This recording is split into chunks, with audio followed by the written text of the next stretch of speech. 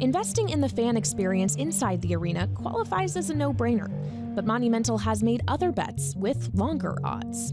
I just had a firm belief that the sports industry would continue to grow, the value of the teams would continue to grow, and we should invest while everyone else was trying to hoard. We first made an investment in a company called Sportradar back in 2015, prior to when sports betting was legal in the United States. As we learned more and more about the European markets, how they were regulated and the success that they've driven, we really became an evangelist in the United States for the legalization of sports betting generally. We held hearings on Capitol Hill with Sportradar to advocate for it.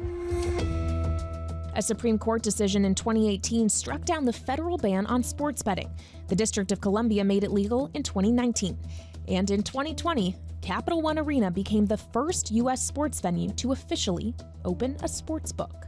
It's driven by fan engagement. How do we engage with our fans in ways beyond just sitting in a seat and watching our game? Since we opened it, there's been almost $300 million that's been bet downstairs. And it feels like an Apple Genius bar or something. It's or Bloomberg.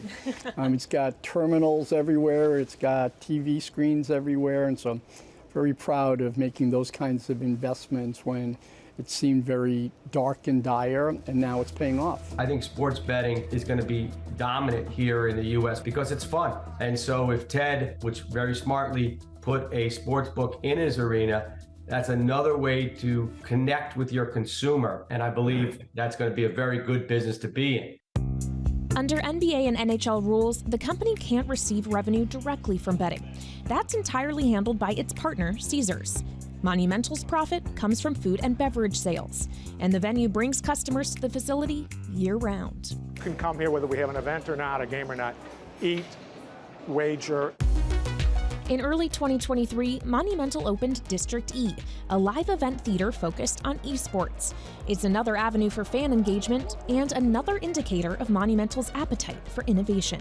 We made an investment in that just because we knew that was the future, that it was not as big in the U.S. as it has been in Asia, but it was coming in a big way. People are really starting to understand that gaming as a platform is looking more like traditional sports entertainment. Post-pandemic, people want to get back to in-person gathering and being more digitally focused, tech-savvy, even more aggressive, doubling down on a lot of our already existing commitments made a lot of sense to us. And I think District E fits that mold. Monumental in particular, exceptionally brilliant at ensuring they own kind of the vertical revenue streams that can exist with having both facility, those in-person events, their teams that can compete in that facility, as well as other events and opportunities to monetize not just with their team and their competitions. You have an esports NBA team and hockey team. They require their own infrastructure and support, I would imagine. What are those inflows and outflows like? So it's not quite on the scale of an NBA team yet, at least in this market. But we have players, we draft players, we trade for players, we sign players, and then there's a whole business process around it as well. You have the team side, but they're selling our sponsors. If you look around, you'll see a lot of the same sponsors that have signage in the building. So it fits in really well with what we're trying to do.